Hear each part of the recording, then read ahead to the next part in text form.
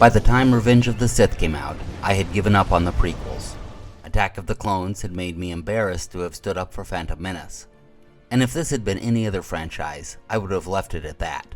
But this was Star Wars, the series that had gotten me into movies, and into storytelling in general. So I had to close out the series with this one final movie. I had gotten tickets to see it on Universal City Walk. Might as well make it an event.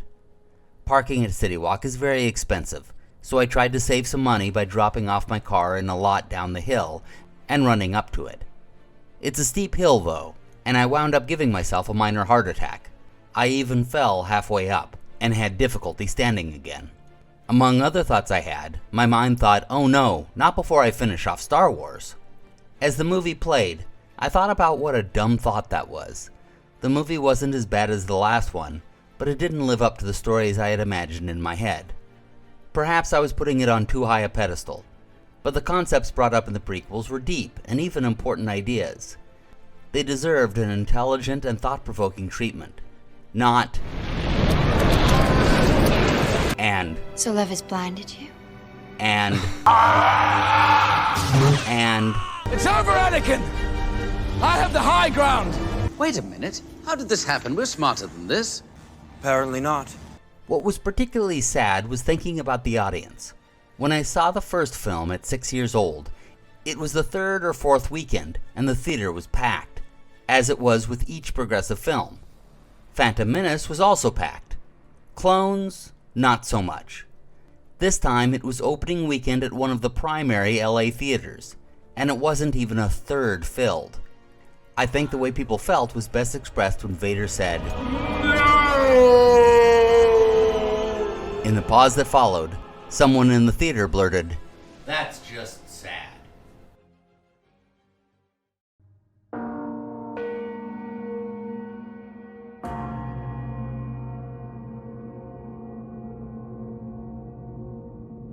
The second arc immediately begins with reversing course on the efficiency of time.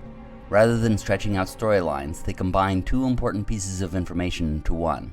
First, Bix continues to be haunted by her experience being tortured, which reveals both her own difficulties she will need to overcome, and the statement about how torture remains with the tortured even when they're free. Second, we learn about an operative who was killed by Cassian. From a story perspective, this is the perfect point to introduce this sort of conflict. And I'm not even talking about the conflict between Cassian and Bix, but rather the battle for Cassian's soul. He has reached the point where he will do anything to complete the mission. Bix hasn't reached that point yet, so she's able to point it out and make Cassian face that question.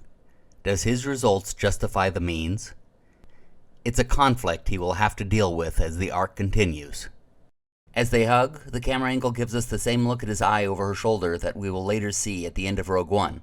Oh, spoiler alert. We learn about where they are hiding out, on Coruscant, in the very heart of the Empire. They live in one of the modular apartment buildings which line the city in regulated blocks. As we transition away from them, notice the shift in music, from one of overbearing hopelessness to one of general optimism as we go to Gorman. It's an uplifting French style of music, establishing an atmosphere and style we will live in while on Gorman, which will be the centerpiece of the season. And just as they made Ferrix a character of its own, so too will they be doing the same with Gorman. They do so first with the architecture. While Ferrix was made of brown earthen tones, Gorman does so with whites, golds, and deep rich colors. The architecture resembles medieval Italy, and his clothing style resembles French Renaissance. France plays a large part in the influence of the Gorman culture. They even used all French actors. This is due to an important tool in storytelling which is used throughout Andor, using the audience's real-world views to enhance ideas in the story. France has often been viewed as a central point of culture, but also pretentious and snobby. Whether any of those viewpoints are deserved or not, it is what exists in the subconscious of many viewers, and the storytellers are using it to their advantage. Another thing to notice about the layout of Gorman is that, despite being influenced by these real-life cultures, they still built things to look unique. Almost all of their props were custom built so they would be original. Many hours and dollars were spent building these to provide a feel of a galaxy far, far away, so that's why I get a bit testy when people nitpick on bricks and screws. Something else this arc does, which is important to mention, is Tony Gilroy's continued willingness to remain true to canon. Despite not having been a Star Wars fan before doing this series, he kept true to what had been established, even if he adjusted it a little bit. The Gorman massacre was referenced in Rebels, and even though it was implied to be a different type of massacre than he set up, he still created something that would fit. Also, there's a hunt for Rhydonium, which is in Rebels and The Mandalorian. There's also a subtle reference to Saw's sister, who is in the Clone Wars. That's a great episode, by the way. Gilroy takes what was established and builds upon it rather than throwing away, or killing, the past and creating something based on his own egotistical desires. There is also a large part of utilizing the way the French Resistance and the French Revolution have been portrayed in popular culture. All the scenes of them in the basement listening in on tapped wires play to how we've all imagined freedom fighters worked during World War II, and their final stand resembles something straight out of Les Miserables. This sort of tool is not 100% necessary, but it is helpful in being a shortcut to understanding, and plays upon people's collective unconscious. Then, of course, when creating another culture, you always want to put in these little details that set them apart from our own, such as the way they greet each other, the way they clap, and some of their expressions. One of the things that is interesting here is that much of the Gorman culture is introduced through Cyril, who is infiltrating them. It's a good way to feed information to the audience, through someone who is learning about something. His espionage and his genuine curiosity are a perfect catalyst for this. The whole relationship here is so interesting because it goes beyond spycraft. Both sides are onto one another. And while they're working each other for information, they're also both trying to pull the other over to their side. What will ultimately become very important about the Gorman Resistance is that they represent the type of rebelling which is short-sighted and reckless, based on emotion. They're the sort of people who believe they have everything figured out, will shout down their opponents, then walk home patting themselves on the back, feeling proud and convincing themselves that they have changed the world when they have actually accomplished almost nothing. They see those who are shrewdly playing the long game and accuse them of not being enough of a revolutionary. College campuses are filled with these sorts of short-sighted movements. And in the end, those type of movements always wind up being everyone's pawn. Cassian recognizes this and tries to warn them of it. But, like in so many of these sorts of cases, they don't want to hear anything but praise. Try to tell someone like this that their methods are bound for failure. They'll yell at you for just trying to hold them down, and you might as well be one of the enemy. For the Gorman people, it leads them to their doom. Meanwhile, on the Imperial side, you see the very thing that causes their failures. They may have all the resources in the galaxy, but they split them up into sectors and cliques, and everyone in charge of them is possessive and secretive, creating an inefficient bureaucracy. It's interesting that we see Cyril wanting so badly to be part of this inefficient machine, and Dedra's expressions are of more caution. I can relate to him in a distant sort of way. The film industry itself has worked in an inefficient, duplicitous, and narcissistic fashion for decades now, yet I tried for many years to break in. The few times I managed to get a meeting with an executive or an important producer, I felt, and probably acted, like Cyril here. And I remember the person who got me in often had the same expression as Dedra, like, "I'm happy for you, but is this really something you want?" And, like Cyril, I was so wrapped up in wanting success that I might have turned a blind eye to problematic issues myself. The drive for success can lead to the dark side. Back to the Gormans. Both the Imperials and the Rebels are heading in the direction of sacrificing Gorman for two different reasons. Just as the season opened with showing the Empire is united and the rebellion is disjointed, it is entering its middle showing the continuing flaws of both sides. They are both so compartmentalized that the various hands don't know what the others are doing. What's particularly interesting is that they are both heading in the direction of wanting to sacrifice Gorman for two different reasons. One side wants to make an example of them to drive fear into everyone else. The other knows that it will cause many more to run to the rebellion. All it takes is hundreds dead. The rest of this arc is about the two sides setting their plans in motion. The Imperials set their traps, and we can see how tragedy will later unfold because, while they are compartmentalizing to hide things from one another, we get to see every part. Meanwhile, the shrewd, patient rebels go to meet with the emotional, short-sighted ones. And I love this scene where Vel and Cinta put the more uppity ones in their place. The other series in this franchise would portray the upstarts as the true heroes, and would show their impatience and impetuousness as virtues. Not here. The adults have entered the room, and they're showing where that sort of attitude actually leads. No. Tragedy. And when you constantly convince yourself that you are victorious when you are losing, you only make things worse for yourself. Good day to you.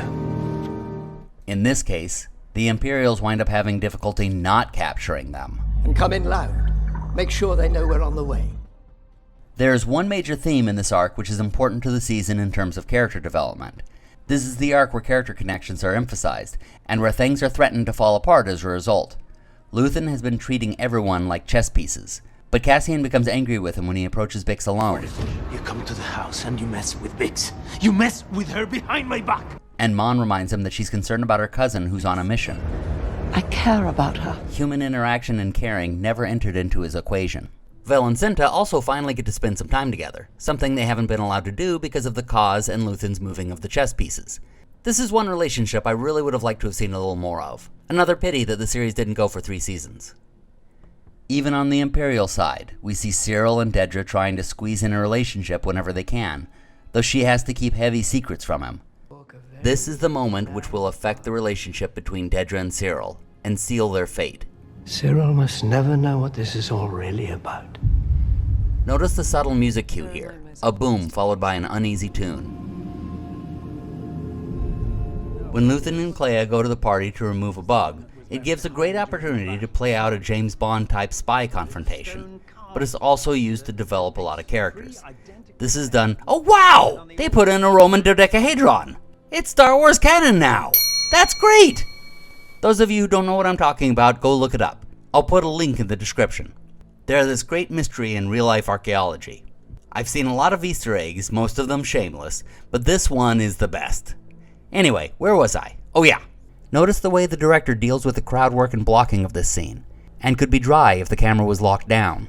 So instead, the camera cuts to various people's reactions, and the characters move around to put them in frame so we can see their reactions to the social sparring. All along, the editing cuts to Clea and Young as she tries to pull out the bug, suspense that would make Hitchcock proud. Meanwhile, the social sparring has turned into a philosophical debate which once again jumps out of the story and into real life. The characters debate over what puts them at odds, the propaganda of one versus the truth of the other, and their differing definitions of what that is. My rebel is your terrorist. Something like that. Science fiction is not escapism. It is a method of reflecting real life from a different point of view. Remember that Star Wars began with Lucas's feelings about the Vietnam War, and how one side called themselves freedom fighters while the other called them terrorists. I think we call those guys terrorists today. When I did it, they were Viet Cong. Were you thinking of that at the time? Yes. Regardless of whether we agree with his viewpoints or not, this was his intention. And the interview went on, past what's been famously shared, to his continued views on politics in the franchise he created. You have a great line, which is, so this is how liberty dies. We're in the middle of it right now. To thunderous applause. Exactly. It was a condemnation of populism in a science fiction context. That's a theme that runs all the way through Star Wars. This interview was given in 2018, during Trump's first presidency. So let's stop beating around the bush here. Lucas sure didn't. He was talking about Trumpism and America's current spiral toward fascism. Tony Gilroy, the showrunner for Andor, has been following this up with his own interviews. It's absolutely tragic what's happening, and it is very much. Fascism is fascism, man. When it shows up, it does the same thing every time. It really does. There's a menu, and this is literally there, just going down the list. I'm just as perplexed, if not more perplexed, at the lack of response by the rest of us. I wouldn't have a way of writing this passivity. I wouldn't know how to write this passivity into a story. We have become a joke. America is very, very close to becoming a second-rate power. Those who want to say politics don't belong in Star Wars and that it's just entertainment are objectively and factually wrong. They even have a scene in this arc which makes fun of people who want to hide from politics and just be entertained, though it's subtle. Listen to the ladies on the show Bix is watching. Senate investiture. I absolutely adore this holiday. I know you want to talk about the politics of it all. I do. I want to talk parties. Political parties? No, it's festive week. There's also another angle of rebellion they've been covering throughout the series through Luthen's methods. It's something which has been absent in most stories about rebellions and other movies and shows on the subject. His methods may look familiar to people. That's because it's the methods used by organized crime, what a lot of people call the mafia. There's a reason for that, and it's a bit interesting. Something a lot of people don't know. I certainly did not know this until I was researching one of my books, is that the Mafia began as a rebellion, much like what you see in this series. That's the reason why their methods are so secretive and underhanded. The whole story is very complicated, so I'll just explain the highlights. Throughout the 19th century, the Italian city-states began to unite, sometimes by force, and many in the South resisted. Fighting openly failed, so they went underground, striking out at important targets before disappearing among the populace in the cities. This resistance group was called Cosa Nostra, which became known worldwide as the Mafia. It is many of their methods being used by Luthen. I need the end game. As we approach the end, Bix finally goes in for her revenge. Quick side note, notice how they set up how Luthen learned where Dr. Gorst would be. This little interaction with his plant. Dr. Gorst. Success invites scrutiny. Dr. Gorst is too valuable to be a one-man ISB asset. He's to be expanded into a program. He literally risks Lonnie's cover to give Bix this opportunity. Just such a great way to present that. Calibrate your enthusiasm. Oh, yes, I got a little carried away there. Sorry, sir. Anyway, when Bix appears behind Dr. Gorst, what I'm most taken by is his reaction.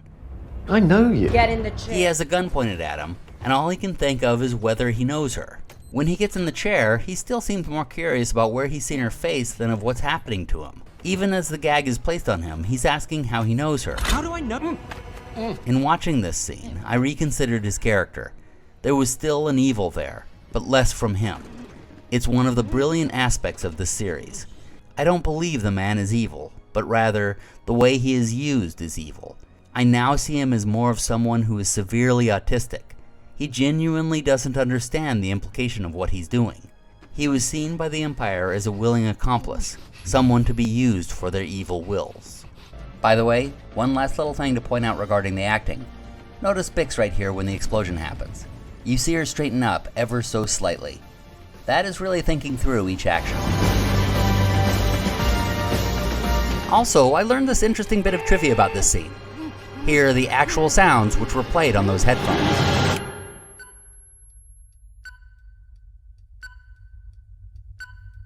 Never gonna give you up, never gonna let you down, never gonna run around and desert you. This has been part 6 of an 8-part series I am doing on Andor.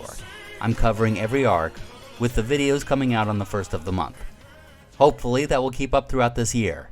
If you enjoy my views on storytelling, you may want to take a look at my books.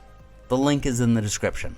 Relic Worlds is a series that is most like Star Wars, but I'm going to mention another one here because it involves a subject I talked about in this video. It's called Two Gun Hart. It's the true story of a man named Richard Hart, aka Vincenzo Capone, the long-lost brother of Al Capone, and he was a Prohibition officer. Seriously, no joke. This is a real story. I mention it here because the first chapter describes something I talked about, the formation of the Mafia through rebellion. You can see in this section how Luthen's methods are similar to those in real life used by the infamous mob. You also get the story of an incredible Italian-American lawman who doesn't get enough attention in the process. Thank you all for watching, and happy travels, everyone.